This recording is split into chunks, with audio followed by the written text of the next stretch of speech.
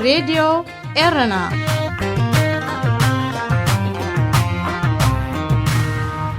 عزوز سلامتنا تقبلوا أبسفل عليه كرنعة عالم كوينكم نمدبات راديو إيرنا التكتاتلو زخبركم سمعتنا نايلو مربو 4 حدار كل التشعين إسران فنوري دي إيرنا كموترو بزينا يجمر فلما أرستاتو أبرواندا أبقزيو معقبز تصنحو إيرتراوان زركبوم 81 حتى تعوبا نفستفل عليها هاجرات تتأيسوم نهزب تقراي نموقع فدرال منغستي مس منغستي إيرترا زقالو مشرحيو دكتور دبرتسيون جبر ميكائيل موزيقاتات كترفن حق كخبرن زي البرلمان يخون منغستي انتهي عبز مكتل أفنيا برلمان إثيوبيا راديو إيرنا ناتا دمت إيرتراويان علتا وزينا أبرواندا أبقزيو معقبي قاشورا خبز صنحو مبزحتهم زيقاتات إيرترا زركبوم 81 حتى تعقبا نفس فلاليا هاجرات كم استتأيسو للعلواي كوميشن سدتنياتات حورات هاجرات بمتقاس تسبسبات كافكي قالي أفليتو بمسرة تسبسبات اتوم 49 أقدمهم كم استتأيسو بملكات اتوم 33 دما بسن كل بدا كورونا فيروس تقاريتو تصنح برراتات داقم دحر مجمارو ناب كندا نروين زقعزيوم أبزز متزلو ورح دما أسات 4 زخونة حتى التعوبة ناب فرنسان نروين كتأيسيوم أب ليبيا بحماق كونتاز زنبرو مبزحتهم زيقاتات إيرترا زخونو لعلي 300 حتى التعوبة كاب كل التشحن 10 شمونتنات حيزوم أب رواندا نابزر كاب قزياو معقوبة 5 سقاقرو إفلاد أبز أوان زدما أتوم أسات 100 ناب استفلاليا هاجرات تتأيسوم يركبو أمونغو كللاوي منغست تقراين فدرالاوي منغستي إثيوبيان زلو مفحفاح إنابو أسا أبز متسألو زلو أوان منغستي أبي أحمد مسي سياسة فورك أبو مخان نهزب تقراين مدخام بقودي سرح كم زلو بريزدنت كل التقراي دكتور دبرتسيون جبر ميكائيل قاليتو دكتور دبرتسيون نهلو كنتاتا ملكتو بمعكنا زينا أبزم محلالفو مقلتي إذا حجن رئيو زلونا نهزب تقراين موقع فدرال منغستي مس منغستي إرتراز ألو مشرح يخبليو قاليتو نهزب تقراين من بركاخي السرح زلو زبالة دكتور دبرتسيون وقع زين دليو كوان تخونا انت اتيو مناقن كن مكتلو نسو بمقتصال نحناون سراويتا داليناينا وقع كانت الرفيلناينا تدالينا كن واقع انت خويناقن كن سعري لنا دما تداليناينا أو وقع انت اتيو منا دما كن سعرو منا كبليو دمديمو أب إثيوبيا تخسيتو أبزلو كونتات إدنات أميرنا كن عزوي كونان كبل بريزدنت سياسة بقودة إثيوبيا تالقا 5 أتو بوقع مقلاتو يذكر إذا خمزيلون كلو أمونغو كللاو منغست تقراين فدرلاو منغستي إثيوبيان نابتر زبات يحزولو مسح حبن مفتاح حبرت إوروبا زركبهم حيالو حقراتن ودباتن نايشم قلنات بوقصوتاتن موساري سرحا خمزلوا دبلوماسينياتات أتن بهم أب إثيوبيا معراب ولقا أب لعلتو ولادو كللا محراس تفت أما قتلت أبارلمات هاجر حيالو قطع فتيرو بيت مخري وكلت زب إثيوبيا بسلست حدار بزكايدو أخيبا أب معراب ولقات رايزي كونه أب حيالو كبابيتات تدقاقا من تمساسالن قتلتات نتفت أما زخون سقمتي كوسد زي مخقالو زلو مرات كم زقلتو زي ريبورتر كاب أديس آبا أبتبت أبو أسفيرو أب إثيوبيا موزيقاتات مسمع لمود كوينو مهلاو زملكتا اتي بيت مخري أب استفل عليه كبابيتات قتلت تفتسمو ولا حدا نقر كم زي تفتسما إرسع بمهلاو إثيوبيا حدا زموتلا حدا دماز نبر الله هقر كوينان لخبل أتحساسيبو موزيقاتات كترفن حق كخبرن زي البرلمان يخون منغستي انتي عبس بلت مكتل أفنيا برلمان إثيوبيا ويزروش التاي منال بوغنا زوكل ان هزبي يموتالو لو تخجمرن كاللوز نبرن تسفا حجيل لن بمبال بمرت قليتا أب إثيوبيا أبزغل التعامتات بستوغهار ناي بهير قجطات أما إتقبطلون كاللو أما إتشحد دما كابيت نبرتهم تمزابيلوم يوم أبزوان زي إثيوبيا كاب استفلالي بهير زولودو زيقاتات أب حدا خبابق نبرولا زي كولو هاجر كوينا مهلوا زتفلالي وغنات إتقصو كبرات سمعتنا زينا أبستفتي مولو راديو إيرنا ناتا دمت إيرتراويان داكماي سلامتنا تقبلوا كبرات سمعتنا كاب سقطيلو بعوت أرقاي زدالو أفريقيا أبسو موزيك أربلكم سنة مكتال راديو إيرنا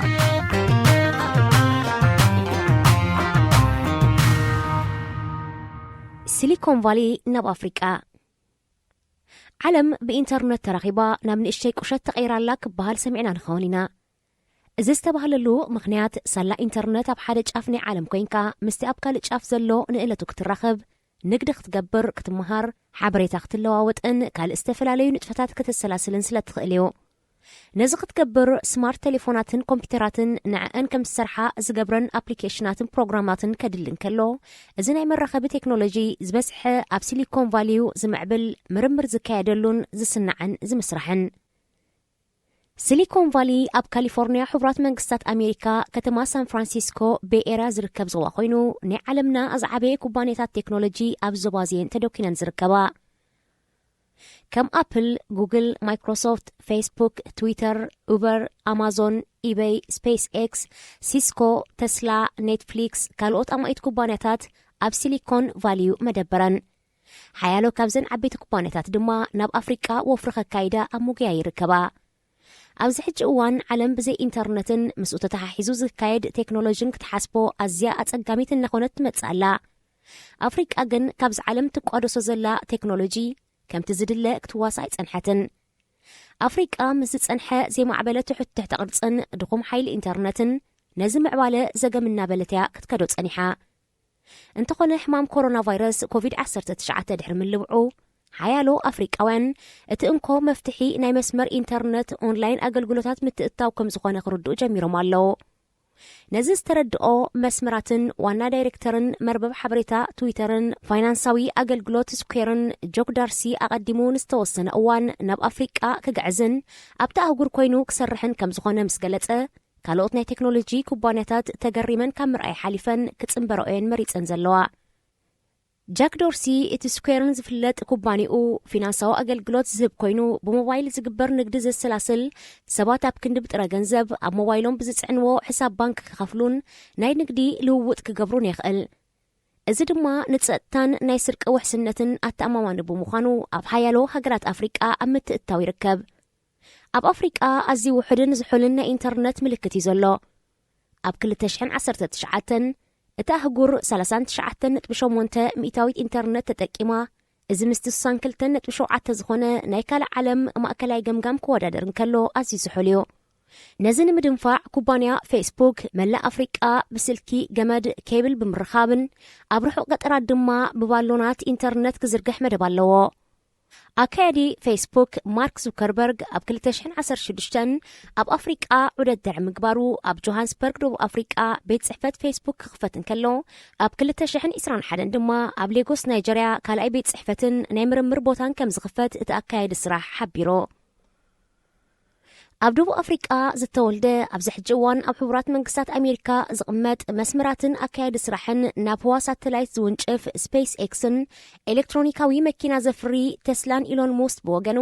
ብመንገዲ ሳተላይት ናብ ኣፍሪቃ ኢንተርነት ክዝርግሕ መደብ ከም ዘለዎ ሓቢሩሎ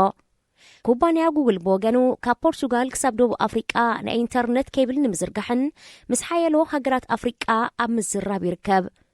ኮምፒውተራት ብግቡእ ክሰርሓ ዝሕግዝ ዊንዶውስ ዘማዕብል ማይክሮሶፍት ብወገኑ ኣብ ናይሮቢ ኬንያን ሎጎስ ናይጀርያን ቤት ጽሕፈታት ብምኽፋት ኣስታት 100 ኣፍሪቃውያን መሃንድሳት ክቆጽርን ናይ ኣፍሪቃ ጨንፈር ብምቋም ካብቲ ኣህጉር ዝተማህዙን ብኣፍሪቃውያን ዝተሰንዑን ኣፕሊኬሽናት ንምዕባል ክሰርሕ ምዃኑ ገሊጹ እዘን ኩባንያታት ኣብ ኣፍሪቃ ኢንተርነት ጥራይ ኣይኮናን ክዝርግሓ ብኣፍሪቃውያን መሃዝትን ኣብ ምብጋስ ዝርከቡ ኣውፈርትን ዝመሃዝ ሓድሽ ናይ ቴሌፎን ኣፕሊኬሽናት ናይ ንግዲ ሓሳባትን እውን ኣብ ምዕዳግ ዘቋመታየን ኣህጉር ኣፍሪቃ ብኣፍሪቃዊ ሕብረት ዝተደፋፍአ ንውሽጢ ዕቤት ንግዲ ኣፍሪቃ ዘተባብዕ ነፃ ዕዳጋ ኣህጉር ኣፍሪቃ ተግባራዊ ክኸውን ኤርትራ ገዲፍካ ኩለን ሃገራት ኣፍሪቃ ክታመን ድሕሪ ምንባረንን ኣብ ኣፍሪቃ ሓደ ሓባራዊ ባጤራ ክትግበር ድፊኢት ይግበረሉ ብምህላውን እዩ ሓደ ከም መስሕብ ኩባንያታት ክኸውን በቂዑ ዘሎ ኣብ መጻኢ ንግድን ምልውዋጥ ሓበሬታን ብዓቢኡ ብኢንተርነት ማለት ኦንላይን ክዕብለል ብምዃኑ ብዝሒ ህዝቢ ኣገዳሲ እዩ ብመሰረት ውድብ ሕቡራት ሃገራት ኣብዚ ሕጂ እዋን ሓደ ካብ 6 ካብ ህዝቢ ዓለም ማለት 16.72 ሚእታዊት ኣብ ኣፍሪቃ ክነብር እንከሎ ህዝቢ ኣፍሪቃ ኣብ 2050 ናብ 2.5 ኣብ 2100 ድማ ናብ 4 ቢልዮን ቁፅሪ ክዓቢ ትፅቢት ኣሎ እዚ ቁፅሪ ህዝቢ ድማ እቲ ካልእ መስሕብ ኩባንያታት ቴክኖሎጂ እዩ ማእከላይ ዕድመ ህዝቢ ኣፍሪቃ ንዝተናውሐ ግዜ 20 ዓመት ብምዃኑን ንዝተናውሐ ከምኡ ኮይኑ ክጸንሕ ትፅቢት ክግበረሉ እንከሎ እዚ ድማ ዝሰርሕ ሓይሊ ብምዃኑ ዓንዲ ሕቆ ቁጠባ ተሃጉር ክኸውን እዩ ኣብ ልዕሊኡ ኣብ ዓለም ቁልጡፍ ቁጠባዊ ዕቤት ከመዝግባ ትፅቢት ካብ ዝግበረለን 15 ሃገራት እተን 6 ማለት ኢትዮጵያ ሩዋንዳ ኣይቮሪ ኮስት ታንዛንያ ሰኔጋልን ጋናን ኣፍሪቃውያን ሃገራት ክኾናየን ኣህጉር ኣፍሪቃ ብተወሳኺ ሓፈሻዊ ዘቤታዊ እቶታት ኣስታት 2.6 ትሪልዮን ክኸውን ከሎ እዚ 2 ዓመት ብ4.1 ሚእታዊት ክዓቢ ትፅቢት ይግበረሉ። እንተኾነ እዚ ኮቪድ-19 ዘውርዶ ዘሎ ቁጠባዊ ዕንወት ኣብ ግምት ዘእተወ ኣይኮነን። ኣፕልን ማይክሮሶፍትን ብተወሳኺ ነዚ ዕቤት ኣብ ግምት ብምእታው ብክላውድ ዝፍለጥ ዝያዳ ዳታን ሓበሬታን መዕቆሪ ኣብ ምህናፅን ፀጥታ ሳይበር ኣብ ምክልኻል ዝሕግዝ ቴክኖሎጂ ኣብ ምምዕባል ይርከባ። ኣፍሪቃ እናዓበየ ዝመፅእ ዘሎ ማእከላይ መነባብሮ ዘለዎን ናይ ኢንተርነት ቴክኖሎጂ ዝጥቀምን ህዝቢ እኳ ብዝሑ እናወስኸ ይመፅእ እንተሃለወ 43 ሚእታዊት ክፋልቲ ኣህጉር ጥራይ ኤሌክትሪክ ዝጥቀም ብምዃኑ ትሕተ ቅርፂ ኤሌክትሪክ መራኸቢታትን ንምህናፅ ሓያል ፃዕርን ወፃኢታትን ከሓትትዮ። ኩባንያታት ሲሊኮን ቫሊ ብተወሳኺ ንኤሌክትሮኒካዊ ኣቑሑት ከም ዝሰርሑ ዝገብሩ ማይክሮቺፕ እቲ ብዝለዓለ ዘፍርዮ እዩ። ኣብ ውሽጢ ሞባይል ንኣብነት ማይክሮቺፕ ኤሌክትሪክ ዘመሓላለፉ ኮንዳክተራት ኤሌክትሮኒካዊ ሰርኬትን ካልእ ሓያሎ ኤሌክትሮኒካዊ ነገራት ተዋሂዶም እዮም ንቴሌፎንና ከም ትሰርሕ ዝገብርዋ። እዚ ረቂቕ ኣካል ድማ ዝበዝሕ ኣብ ሲሊኮን ቫሊዩ ዝምስራሕ። ነዚ ኤሌክትሮኒካዊ ንጥረ ነገራት ንምስራሕ ታንታለም ዝበሃል ባእታ የድሊ። ሓያሎ ክፋል ናይ ቴሌቪዥን፣ ኮምፒተር፣ ዲቪዲ፣ ቪድዮ ጌም፣ ዘመናውያን መካይን፣ ነፈርቲ ኮታ ዝተፈላለየ ኤሌክትሮኒካዊ ናውቲ ንምስራሕ እውን ታንታለም የድሊ። እዚ ባእታ ዝበዝሕ ኣብ ኣፍሪቃ ብፍላይ ድማ ኣብ ዲሞክራሲያዊት ሪፓብሊክ ኮንጎ እዩ ዝዕደን። ገለ ኩባንያታት ሲሊኮን ቫሊ ኣብ ተናውሐ ግዜ ነዚ ማዕድን ብቐረባ ኣብ ኢዶም ክእትውዎ ብምሕላን ይሰርሑ ከም ዘለው ክፍለጥ ተኻኢሉ። ብተወሳኺ ዓለም ናብ 5G ኢንተርነት ንምጥቃም ኣብ እትሸባሸበሉ ዘላ እዋን ሓያሎ ሃገራት ኣፍሪቃ ዛጊት ናይ 2Gን 3Gን ጥራይ ኣዝየን ውሑዳት ድማ ኣብ 4G ጥቀማ ብምህላውን ኣብቲ ካልእ ዓለም ብፍላይ ድማ ምዕራብ ዝስጉምኦ ዘለዋ ናይ ቴክኖሎጂ ምዕባለ ክትመጣጠን ኣይከኣለትን ዘላ። እንተኾነ ኣብ ኣፍሪቃ 5G ኢንተርነት ኩባንያታት ቻይና ከተኣታትኦ እየን ዝሸባሸባ ዘለዋ። ንምዃኑ 5G ኢንተርነት እንታዩ? 5G መቐፀልታ ናይቲ 1G 2G 3G 4G እናበለ ክምዕብል ዝፅንሐ 5ይ ጀነሬሽን ቅልጡፍ ኢንተርነት መርበብ ቴሌኮሙኒኬሽን እዩ። ኣብ ኢንተርነት ቴሌኮሙኒኬሽን 1G ብሞባይል ክንዛረባ ኽኢሉና፣ 2G መልእኽቲ ሜሴጅ ክንፅሕፋ ኽኢሉና፣ 3G ኣብ ኦንላይን ክንዛረብ ከኽእለና እንከሎ 4G ድማ እዚ ሕጂ ንጥቀመሉ ዘለና ኢንተርነት እዩ። 5G ካብዚ ሕጂ ንጥቀመሉ ዘለና ኢንተርነት ብ100 ዕፅፊ ቅልጣፈ ክውስኽ እዩ። ዝተፈላለዩ ስነ ፍልጠታዊ ምርምር ክካየዱ ኣብ ልዕሊ ምሕጋዙ ዝተፈላለዩ ነገራት ብፍጥነት ክትግበሩ ክሕግዝ እዩ። ንኣብነት ሓንቲ ናይ 2 ሰዓት ፊልም ኣብ ካልኢታት ከም ዝፀዓን ክገብር፣ ሰባት ካብ ርሑቕ ብሮቦት መጥባሕቲ ክካይዱን ሰብ ኣልቦ መካይን ባዕለን ክዝወራ ክሕገዝ እዩ። ን5G ዝቃወሙ ኮንስፒራሲ ቲዮሪስት ናይ ውዲት ክልሲ ሓሳብ ክኸውን ክኽእል ዝብሉ 5G ኮሮና ቫይረስ ክላባዕ ሓጊዙ ሓያል ኤሌክትሮኒካዊ ማግኔት ስለ ዝጥቀም ንጭዋዳታት ሓደገኛ እዩ። ሓያል ሓፂር ማዕበል ሬድዮ ስለ ዝጥቀም ንሬድዮ ኣክቲቭን ፀርግን ዝቃወምዎ እውን ኣለዎ። ካንሰር ከቃላዓናዩ ወዘተ ይብሉ። ኣብዚ ሕጂ እዋን ኣብ ኣፍሪቃ ዝሓሸ ኣገልግሎት ኢንተርነት ዘለዎን ሃገራት ማዳጋስካር፣ ደቡብ ኣፍሪቃ፣ ኬንያ፣ ሞሪሸስ፣ ናሚብያ ክኾና ከለዋ ዝተሓተ ድማ ኤርትራ፣ ኢኳቶርያል ጊኒ፣ ኒጀር፣ ኢትዮጵያን ሪፓብሊክ ኮንጎን እየን። ኣብ ቴክኖሎጂ ኢንተርነት ድማ ኣብ ቅድሚት ኮይነን ዝመርሓ ዘለዋ ጋናን ናይጀርያን እየን። ሬድዮ ኤረና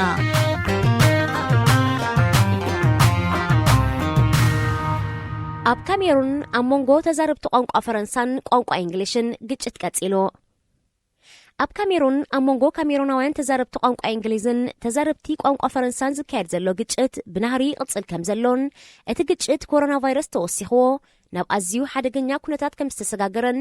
መፍትሒ እንተዘይተገይሩሉ ናብ ሙሉእ ኩናት ሓድሕድ ክልሕም ከም ዝኽእል ተጣበቕቲ መሰላት ሃገር ሓቢሮም።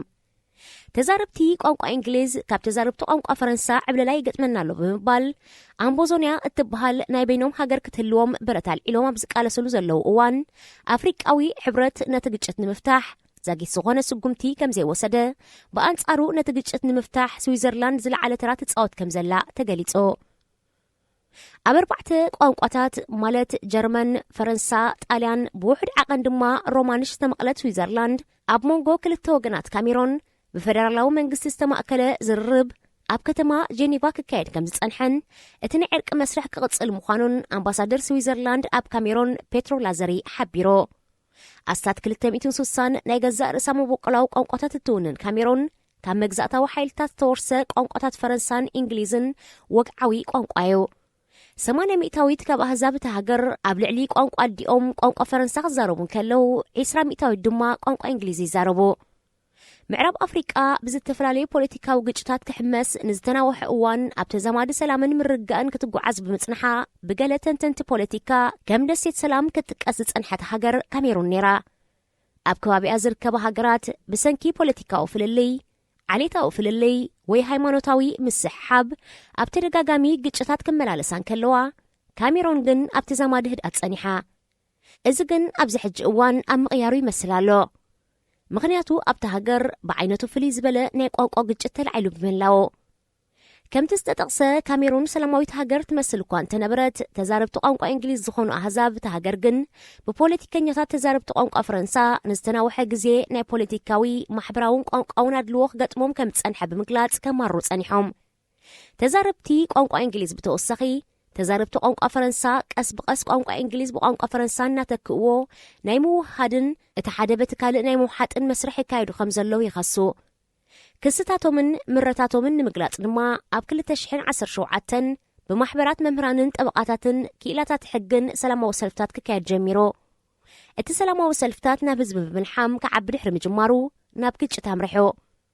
ፖለቲከኛታትን ሰበስልጣን ጸጥታት ሃገር ነቲ ሰላማዊ ሰልፍታት ኣብ ክንዲ ኣብ ጣውላ ኮፍ ኢልካ ብምርዳእ ብሓይሊ ክፈትሕዎ ብምጅማሮም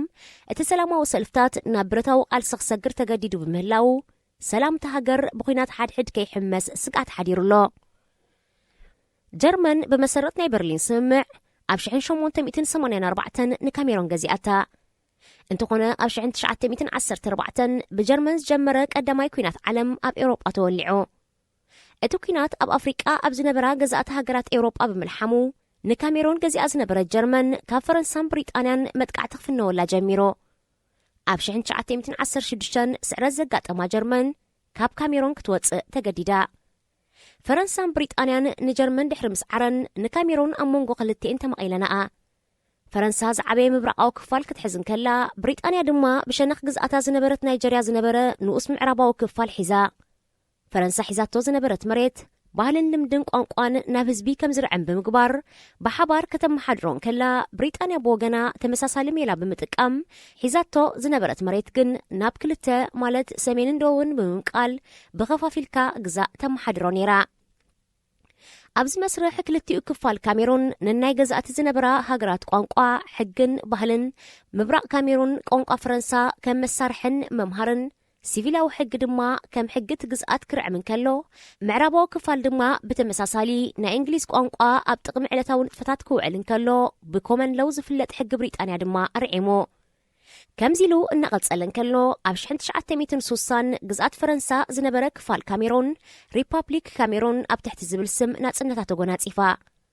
ኣብ 1961 ድማ ብሪጣንያ ኣብ ሰሜንን ደቡብን መቃቂላት ገዝኦ ዝነበረት ክፋል ካሜሩን ብውድብ ሕቡራት ሃገራት ዝተማእከለ ምስ ናይጀርያ ምጽምባር ዶ ይሕሸኩም ምስ ካሜሩን ዝብል ብህዝቢ ክውሰን ሪፈረንደም ተኻይዶ ሰሜናዊ ክፋል ምስ ናይጀርያ ክብሉን ከለው ደቡባዊ ክፋል ድማ ምስ ካሜሩን ይሕሸና ኢሎም በዚ ምኽንያት ኣብ 1961 ኣብ ሞንጎ ንገዛእ ርእሶም ከም ፍራንክፎን ዝቆጽርዋ ተዛረብቲ ቋንቋ ፈረንሳን ኣብ ሞንጎ ንገዛእ ርእሶም ከም አንግሎፎን ዝቆጽርዋ ተዛረብቲ እንግሊዝን ፌደራላዊት ሪፐብሊክ ካሜሩን ከም ሓንቲ ሃገር ቆይማ ብመሰረት ኣብቲ እዋን ዝተነድፈ ቋም ድማ ክልቲኡ ቋንቋታት ብማዕረ ወግዓዊ ክኸውን ኣብ ሞንጎ ክልቲኡ ወገናት ብማዕረ ናይ ስልጣን ምምቕራሕ ክትግበርን ፌደሬሽን ዝቆመ ክልቲኡ ወገን ብማዕረ ርእሰ ምምሕዳር ክህልዎን ካልእን ዝብል መብፅዓ ተኣታትዩ እንተኾነ ካብ ፍራንክፎን ማለት ተዛረብቲ ፈረንሳ ዝነበረ ፕሬዚደንት ነበር ኣማዱ ኣሂጆ ኣብ 1972 ነቲ ቆይሙ ዝነበረ ፌደሬሽን ብምፍራስ ማእከላይ መንግስቲ ኣቆይሙ ድሕርዚ ቀስ ብቐስ ብቕዋም ተበፂሑ ዝነበረ ስምዕ ክፈርስ ጀሚሮ ፕሬዚደንት ነበር ኣማዱ ኣሂጆ ኣብ 1982 ብወለንትኡ ካብ ስልጣኑ ድሕሪ ምእላዩ ቀዳማይ ሚኒስተር ዝነበረ ክሳብ ሕጂ ፕሬዚደንት ዘሎ ፖል ቢያ ኣብ ስልጣን ደይቡ ቢያ ንገዛእ ርእሱ ፍራንክፎን ኮይኑ ካብ 1980 ክሳብ 1990 ናይ ሓንቲ ሰልፊ ስርዓት ብምትእታው ካልኦት ሰልፍታት ዓፂው ንሰልፍታት ተዛረብቲ ቋንቋ እንግሊዝ ድማ ናይ ፖለቲካዊ ሱታፊ ዕድል ከሊኡ ኣብ ነፍስ ወከፍ ምርጫ ናይ ድምፂ ዓመፅ ከም ዝገበረ እናተኸሰሰ ድማ ን38 ዓመታት ንካሜሮን መሪሕዋ ክሳብ ሕጂ ኣብ ስልጣን ኣሎ። በዝን ካልእን ተዛረብቲ ቋንቋ እንግሊዝ ዛጊት ዝግብኦም ስልጣን ክመቃርሑ ኣብ ልዕሊ ዘይምኽኣሎም ኣብያተ ፍርድን ትምህርትን ከምኡውን ምምሕዳራቶም ብቋንቋ ፈረንሳይ እናተዓብለለ ብምምፅኡ ሕጉሳት ኣይነበሩን። ኣብ ዝተፈላለየ እዋን መሰሎም ክሕሎ ክጠልቡ ድሕሪ ምጽናሕ ከምቲ ኣቐዲሙ ዝተጠቕሰ ካብ 2017 ንድሓር ናብ ግጭት ዘምርሕ ዘሎ ተቃውሞታት የካይድለው። እቲ ኣብ 2017 ብማሕበራት መምህራንን ጠበቃታትን ተዛረብቲ ቋንቋ እንግሊዝ ጀመረ ኣብያተ ትምህርትናን ኣብያተ ፍርድናን ብቋንቋ ተዓብሊሉ ኣብ ህዝብና ብሜላ ወፅዓ ይካይዳሎ። ኣብ ገዛእ ሃገርና ካልኣይ ዜጋ ኮይና ብዝብል ጀመረ ሰላማዊ ሰልፊ ኣብ ቀረባ ዝነበረ ህዝቢ ተሓዊስዎ ናብ ሰፍሐ ናዕቢ ዝተሓወሰ ምንቅስቃስ ተቐይሩ። ሓይልታት ጸጥታ ነቲ ሰላማዊ ሰልፍታት ብሓይሊ ክብትንዎ ይፍትውኑ ብምንባሮም ሓያሎ ሰባት ብጥይት ክቕተሉን ክቆስሉን ከለው ኣማኢት ድማ ኣብ ትሕቲ ቀይዲ ኣትዮም። ብግብረ መልሲ ሓይልታት ጸጥታን መንግስትን ዝተቆጠዐ ገለ ክፋል ህዝቢ ምንቅስቃሱ ናብ ሰጓምነትን ሱር ነቀላውን ሕሉፍነት ብምስጋር ብረታዊ ቃልሲ ጀሚሮም ኣለው። እቶም ብረታዊ ቃልሲ ጀሚሮም ዘለው ተዛረብቲ ቋንቋ እንግሊዝ ዝነብሩሉ ንደቡባዊ ምዕራብ ካሜሮን ካብቲ ሃገር ብምፍላይ ኣምባዞንያ እትበሃል ሃገር ክምስርቱ ምዃኖም ይገልጹለው። መንግስቲ ካሜሮን ቅድሚ ኩነት ብዝርብ ክፈትሖ ዝኽእል ዝነበረ ሕቶ ህዝቢ ዕሽሽ ብምባሉ ከም ውፅኢቱ እቲ ሃገር ኣብ ክልተ ናይ ምምቃል ሓደጋ የንጸላልዎ ኣሎ። ዛጊት ኣብ መንጎ ዕጡቋት ኣምባዞንያን ሰራዊት መንግስትን ተካይዱ ብዘሎ ሓድሕዳዊ ግጭትን ውግኣትን ድማ ኣስታት 3,000 ሰባት ክቕተሉን ከለው ኣስታት 700,000 ድማ ካብ ቤት ንብረቶም ተመዛቢሎም ኣለው። መንግስቲ ካሜሩን ነዚ ግጭት ብሰላማዊ መንገዲ ክፈትሖም ተዘይክኢሉ እቲ ሃገር ናብ ኩናት ሓድሕድ ክትሽመም ዝለዓለ ተኽእሎ ከም ዘሎ ተንተንቲ ፖለቲካ የጠንቅቆ። 25 ሚልዮን ብስ ህዝቢ ዘለዋ ካሜሩን ኣስታት 260 ናይ ገዛእ ርእሳ መበቆላዊ ቋንቋታት ትውነን። ካብዚ እቲ 173 ኒጀር ኮንጋዊ፣ 55 ኣፍሮ ኤስያዊ፣ 2 ድማ ኒሎ ሰሃራዊ እዩ። ካብዚ 4 ቋንቋታት ጥራዩ ምስ ፈረንሳን እንግሊዝን ተሓዊሱ ከም ቋንቋ ደ ኣብ ኣብያተ ትምህርትታት ከም ትምህርቲ ዝወሃብ። ዝበዝሕ ቋንቋታት ሃገር ኣብ ስራሕ ዘይውዕልን ኣብ ቤት ትምህርቲ ዘይወሃብን ብምዃኑ 10% ካብኡ ኣብ ግማግም ምጽናት ከም ዝርከብ ውድብ ትምህርቲ ስነ ፍልጠትን ባህልን ውድብ ሕብራት ሃገራት ዩኔስኮ ይገልጽ። ካሜሮናውያን ዝጸንት ዘሎ ቋንቋኦም ከድሕኑ ዘይከኣሉ ገዛእቲ ሃገራት ብዘውረስኦም ባዕዳውያን ቋንቋታት ተመቓቒሎም ኣብ ንሓድሕዶም ግጭት የካየዱ ብምህላዎም ሓያሎ ተዓዘብቲ ሓዘኖም ይገልጹ። ሬድዮ ኤረና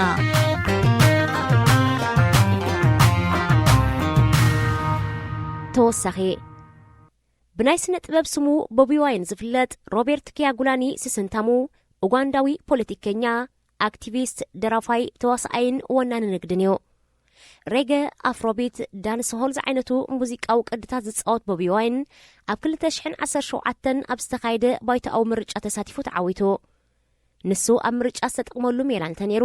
ኣብ ነፍሲ ወከፍ ገዛ ናይ ዝውክሎ ህዝቢ ብምኳሕኳሕ ህዝቢ ክነቅሕን ንዕኡ ክመርጾ ብዝገበሮ ጎስጓስን እዩ። ቦቢ ዋይን ናይ ህዝቢ ስልጣንን ሓይልን ናብ ህዝቢ ክምለስ ኣለዎ፣ ኣብ ስልጣን ዘለዉ መራሕቲ ኣገልገልቲ ህዝቢ ደኣ እምበር ካብ ህዝቢ ዝዓቢ ስልጣን ከም ዘይብሎም ህዝቢ ዝሰቕሎምን ዘውርዶምን ውልቀ ሰባት ምዃኖም ብምጉስጓስ ኣንጻር ካብ 1986 ኣብ ስልጣን ዘሎ ዩዌሪ ሙሴቪኒ ክጉስጉስ ጀሚሩ። ብትብዓቱን ድፍረቱን ህዝቢ ክነቅሕ ዝወሰዶ ተበግሶን ድማ ኣብ ሃገሩ ዩጋንዳን ካብ ሃገሩ ወፃን ህውነትን ተፈታውነትን ክረክብ ጸኒሑ። ብፖለቲካዊ ኣረኣይኡ ብተደጋጋሚ ኣብ ትሕቲ ቀይዲ ከኣቱ ዝጸንሐ ወዲ 40 ዓመት ቦቢ ዋይን ኣብ ዝሓለፈ ቅንያት ካብ ቀይዲ ድሕሪ ምልቃቑ ኣብ 2021 ኣብ ዝካየድ ምርጫ ኣንጻር ወዲ 76 ዓመት ዩዌሪ ሙሴቪኒ ክወዳደር ብወግዒ ድሕሪ ኣብ ውድድር ምርጫ ምምዝጋቡ ዳግማይ ኣብ ትሕቲ ቀይዲ ከም ዝኣተወ ተገሊጹ። ዓውዲ ስነ ጥበብን ሕግን ተማሂሩ ብክልቲኡ ብድርብ ባሽለር ዲግሪ ዝተመረቐ ቦቢ ዋይን ከጥሬው ብዝጸንሐ ህውነትን ተፈታውነትን ነቲ 34 ኣብ ስልጣን ጸንሐ ሙሴቪኒ ክስዕሮ ዝዓበየ ተኽእሎ ከም ዘለዎ ተዓዘብቲ ይገልጹ።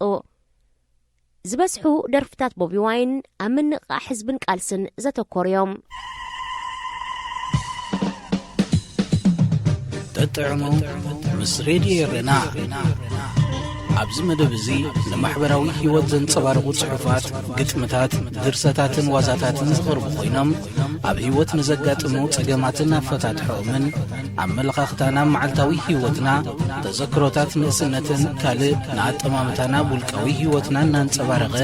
ዘዘናግዕን ምኽርታት ዝልግስን መደብ እዩ። ተጥዕሙ ምስ ሬድዮ ኤረና። ሰላም ከመይ ትቕንዩ ፍትዋት ተኸታተልቲ መደብ ተጥዑም ምስ ሬድዮ ኤረና። እዚ ትወትር ረቡዕ ዝቐርበልኩም መደብኩም መደብ ተጥዑም እዩ። ንለሙን ከምቲ ልሙድ ንዓኹም ይኸውን እዩ ዝብልና ትሕዝቶ ኣዳሊና ኣብ ምድብ ሰዓትና ተረኺብና ኣለና። ክሳብ ፍጻሜ መደብና ምሳና ሓቢርኩም ብኽብሪ ክጸንሑ ዝዕድመኩም ኣዳላውን ኣቕራብን መደብ ተስፊት ዮሃንስ እየ። ሰናይ ምክትታል። ሬድዮ ኤረና ናጻ ድምፂ ኤርትራውያን።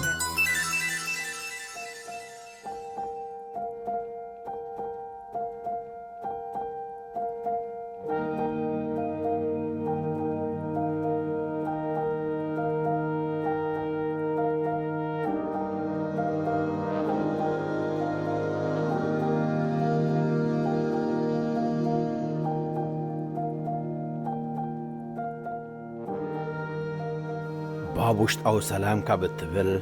ብዴን ካርኔር ተደሪሳ ብቴዎድሮስ በርሄ ዝተተርጎመት መጽሓፍ ካብ ዝተወስደ ምዕራፍ 2 ካብ ጭንቀት ዘገላግል ሜላ። ብቕልጡፍ ጭንቀት ከተወግድ ትደሊ ዶ? ዊልያስ ኤች ካርየር ይበሃል። ንሱ ኣዝዩ በሊሕ መሃንድስ እዩ። ናይ ኤር ምዝሓል ፋብሪካ ብኡ ተጀሚሩ። ዊልያስ ኤች ካርየር ሓላፊ ናይቲ ብደረጃ ዓለም ፍሉጥ ካርየር ኮርፖሬሽን ኣብ ሲራካስ ኒውዮርክ እዩ። ሓደ መዓልቲ ምስ ካርየር ኣብ መሃንድሳት ክለብ እናተስመሳሕና እንከለና ካብቲ ኣቐዲመ ሰማዕክዎ ጭንቀት ክወግድ ዝኽእል ሜላታት ሕልፍ ዝበለ ካብ ኣፉ ሰማዕኩ። መንእሰይ እንከለኹ ኣብ ኩባንያ ቡፋሎ ፎርድ ሰርሕ ነይረ። ኣብ ኩባንያ ፒተርሳበርግ ፕሌት ግላስ ክሪስታል ኣብ እትበሃል ከተማ ጋዝ ተጻሪ መሳርሒት ናይ ምእታዊ ሓላፍነት ተዋህበኒ። እዚ መሳርሒ እዚ ዋግኡ ዋሽሓት እዩ። ዕላማ ናይዚ ምቕያር ኣብ ጋዛት ዝርከቡ ዘይጽሩያት ነገራት ኣሊኻ ጽሩይ ጋዝ ድሕሪ ምምስራሕ እቲ ጋዝ ሞተር ከይሃሰየ ክነድድ ከም ዝኽእል ንምግባር እዩ። እንተኾነ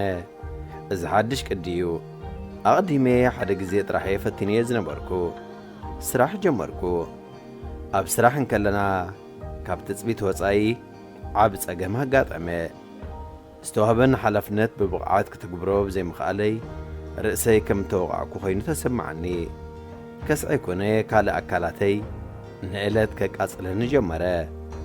ብምሕር ምጭናቕ ድቃስ ሕቑ ይህቡኒ። ኣብ መወዳእታ ጭንቀት ናብ ዝኾነ ነገር ፈልከት ከብለኒ ከም ዘይኮነ ብቕጽበት ኣስተውዓልኩ። ስለዚ ከይተጨነቕኩ ስርሐይ ዘሳልጠሉ መንገዲ ኣመትኩ። ሰለጠንውን ብድሕሪ እዚ ን30 ዓመታት ተጠቐምኩሉ ክብል የብርህ ቀጺሉ። እዚ ሜላ እዚ ንዝኾነ ሰብ ኣዝዩ ቀዲል እዩ። 3 ደረጃታት ድማ ኣለዎ። ቀዳማይ ብዘይፍርህን ብቕንዕናን ብኹነታትካ ብዛዕባ እቲ ኹነታት ማለት እዩ መጽናዕቲ ግበር። ጸገም ስለ ዘጓነፈካ ኣባኻ ክወርድ ዝኽእል ናይ መጨረሻ ጉድኣት እንታይ እዩ? ዝኾነ ኣካል ዝኣስረኒ ይኹን ዝቐትለኒ ሰብ የለን። ርግጽ ካብ ስራሕ ክባረር ክኽእል እየ። ብወገን በዓል ትካል እውን ነታ መሳርሒት ኢልና ዘምጻእናዮ 20,000 ገንዘብ ክኸስር ክኽእል እየ። ቁጽሪ 2 እቲ ዝዓበየ ክወርደካ ዝኽእል ጸገም ድሕሪ ምልላይካ ኣድላይ እንተኾይኑ እውን ተቐበሎ። ኣብዚ ስራሕ ክዕወት ብዘይምኽኣለይ ዝነበረን ዝና ባይታ ከም ዝልሕሶ ፍሉጥ እዩ። ስራሕ እውን ከስእነኒ ክእል እዩ። እንተኾነ ካልእ ስራሕ እውን ክረክብ ክእል እየ። ብሸነኻ ስራሐይ እውን ምስ ሓድሽ ሜላ ምጽራይ ጋዝ ንላለ ከም ዘለና ፈልጥ እዩ። 20,000 ዶላር እንተጠፍአ ክጻወረ ክእል እዩ።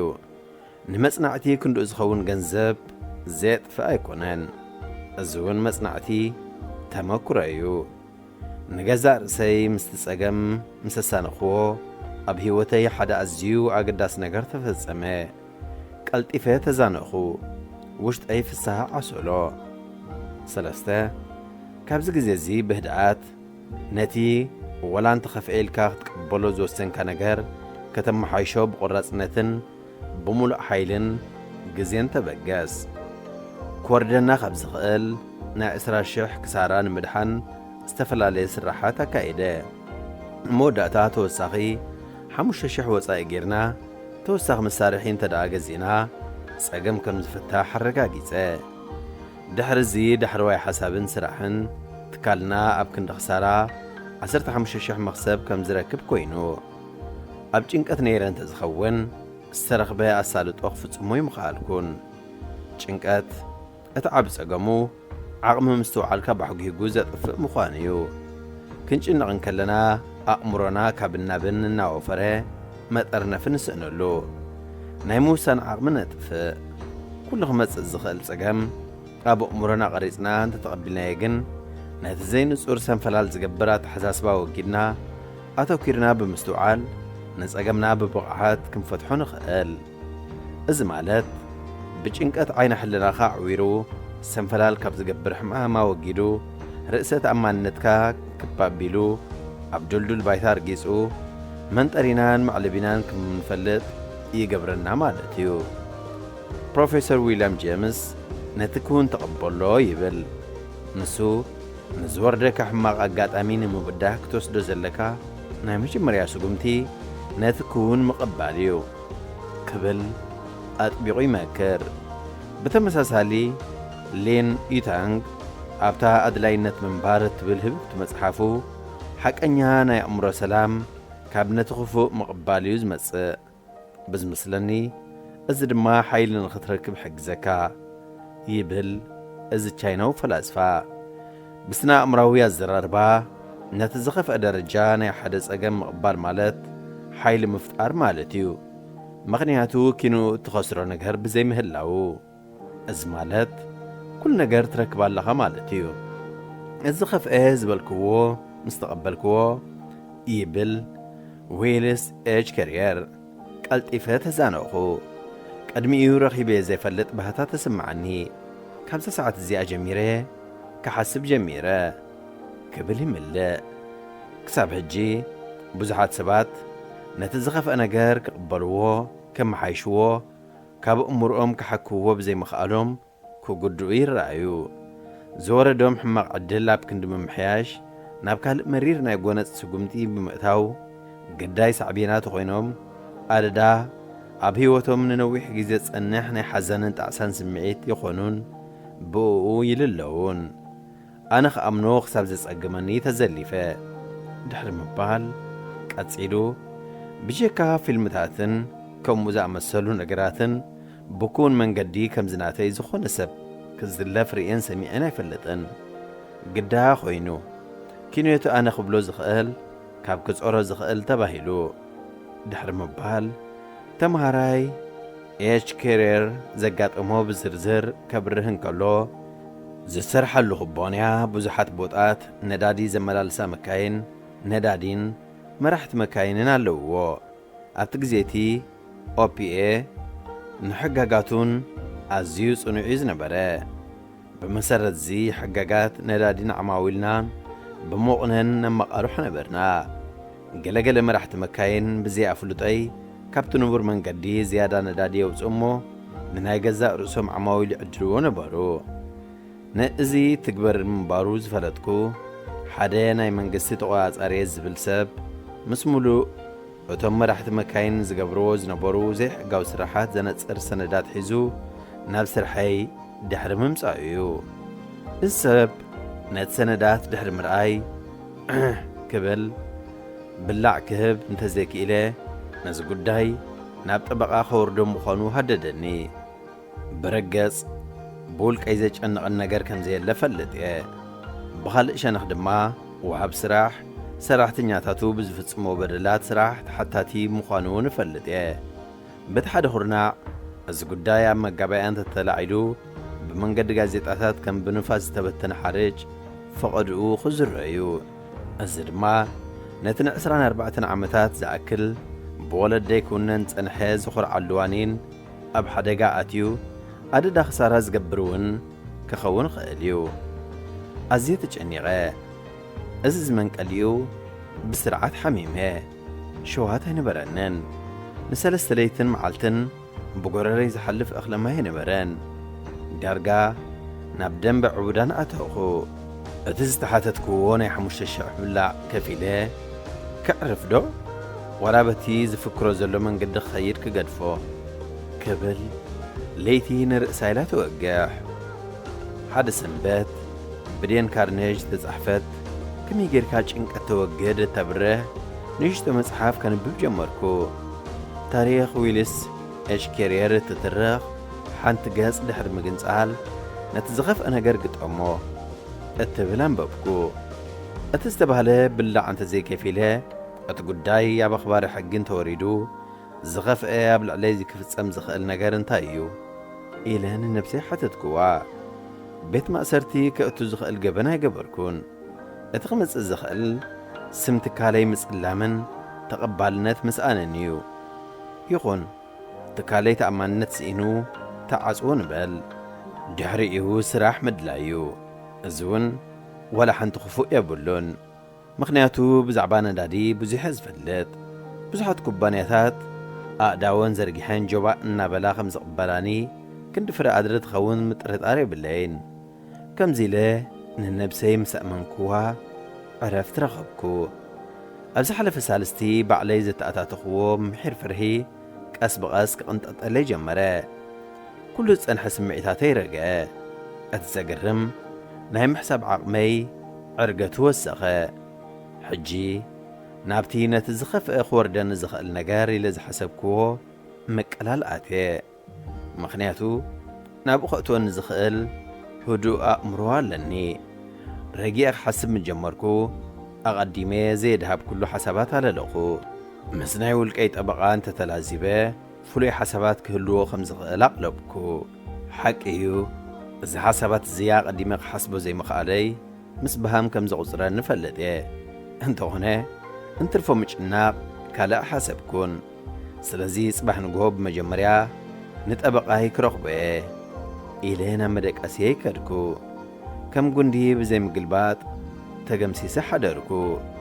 نصباحي تنقوهو تأبقاهي بزهابن المخري كل تخونتات بزرزر نا أخبار حقي زوبانا قرقوه دحرزي نمأمانو زت أقم ملسي كابتا أخبار حقي سمعكو أسألمي نلعلو ورحي يغزيلو وكيل منقستين نابلا زدناقر زنبارا سابون أبتعطو زتصر بوليس وعيدلو بلاني دحر سلسليتن معالتن بتمت فافي إيز وردن سقاي رفتار رخب كلو كاب شعوات حيزين زقات من سقم بمسارات ايش كارير زخطلو أقباب ناتخطلكو من نباب ري مرح اللغو يبل بتمساسالي بهاني أبتحت خس أزر كب كفال نيشتو معنتون الدراء نتفلت كإلا ندر خس حويسكا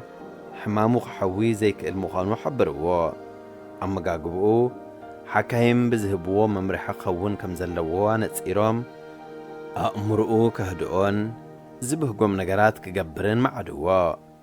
إذا حمام زين بهاني كابتا أزيو صبو زغفلو اللسراح عداو عدو سلاز حجي بزي كان موت كان فزونا بالكام صباي ولا حنت استرفو نجر يلان حدا يا قرامو ساند ما وسدا بيوت نحلو جزي ازي حصير كاب كونه نزي حصير جزي بمولا عقمي كتقمول لاني دحر مبال قدم حجي قدم مماتي نعلم كزرا لاني بالنيره كقبر انت خينا حجي خقبر لاني بموبال ناقعزه تكيت جزاء أتم حكايم انت خريعد الزقوع انت تكبير كايو ريساخا أباحر اختار فيو كبلوات انقعوا نسوغن رقصانياي أبناي بيت سبيناي مقابر كاس عويز غبر بمالات كالرقاقص اللهم فتنا أزيد حرم كبار نماغنا زيزا قلقلو بلاستيك غازيو نقوع زقو تمالا نتنايك أدم منفساو أمنات هزبي أومان قبعة مريتكا كساب التأكل ساعات وعو عوات مقر مزمور أما جرش سؤول وعم دكاس زبل لنا ذكركو نقزاء رسي بزت تغسى أمنات كم زملاء قبركو أزقن نزل على مولوام دقاس مبر نعاوت ساينبرن أبقع زي الكولاو مسته أزي أبزح ننوح أوان شجرات كخ كل عنت مقبي انت اللاي زي المدات بهلو مقبتاتن أقدمون كم زقتلون استحبرني مقبتاتن كي ترف بلعكو هيوت كبزخون أوان لعلي تفسه كلا حلوف حالي فين تزفره أبسان دق ريسا خأتوان نزخ الزنبره برتوع هو بلا زلو قعزو توقعيزه سافر كليتي مستم حدثتي عرقتي استفلالي صوتاتات كتصوت كعللا مسي أب تشاينا نهندن مس بزحنا أثياب هاجري زحلفو من دراب سراح مزيا مبرق هاجرات زرقاء دخلنتن تميتن درقاب جنة منبار مخنو أمينة كلها قديمج نقول زنبركو قدات وجيدي له وشت أو سلام فتركو ناب أمريكا خملس كالهو 9 باوند ميزانو السيخة صندوق رئيساي تمليسة نتزعد كل شيء تقلو أبصر حي تمليسة جعريو كساب ليت لومي رئيساي له فتسيمي فلتن بمبالي زنتو ازخون كله إيرل بهاني بزعبا ويلس إيج كيرير زفلت أول حد نجرين برنن نسو كي تفلتني نتزمرر نجر موت كم زقبلو بمقبار رئيسه مسناي جبركو هيوتيك سبزلني كم التحجوز إننا جبركو أبطعناي من محياشات غيره يبل قصيلو أتسمع عن زنبرج إنكات مساياب تزقو عزلا زنبرك مركب حزيو دايبين تزخو نيره هيوتي برقز أبوشت صندوق رئيسات عزيام تملست نيرا زي كمو هيوتيك سبناي مترش تدرجا زانيا أزم الزناين مرقاقا أنزي حدا حيلي فتر اللي نسو دما هيوتي كاب موت كتدحن أخ آلا بلا قدمي لنا 5 معنايو بس تتقسى من قد زيز أقامات كفتحو رئينا لنا سلازي أزمي لازي نزلونا شقرات كنفتحلو بزوما بتحتي بزرزر تقاسوا قوابات نتغمالو ننفسخها متقرشتها بس أقامزي كوردكا زخقل ودكات انتاي مخانو حتتها نزور دكا خلو خدقبالو دلو مخان دحرزي نتس أقام كتم محايشو سقمت موساد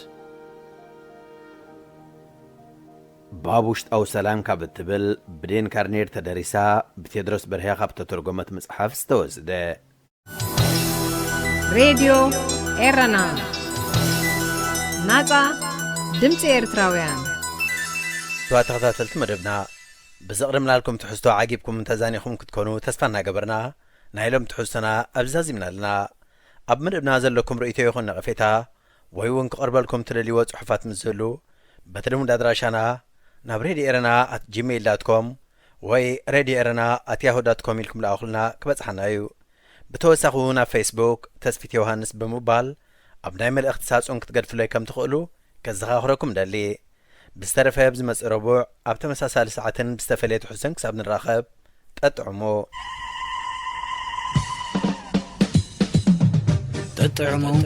مس راديو إيرنا عبز مدبزي لمحبراوي هيوت زنصبارقو صحفات قطمتات درستاتن وازاتاتن زغرب خوينم اب هيوت نزقاطمو صقماتنا فتاتحو من عملخختانا معلتاوي هيوتنا تذكروتات نسنتن كالي ناطمامتانا بولقاوي هيوتنا نانصبارقه ززناقعن مخرتات زلقسن مدبيو تطعمو مس راديو إيرنا زخبركم سمعتنا نزس عزي تلالي زنبرة حفشاوي مدباتنا أبس فتسيمنا لنا راديو إيرنا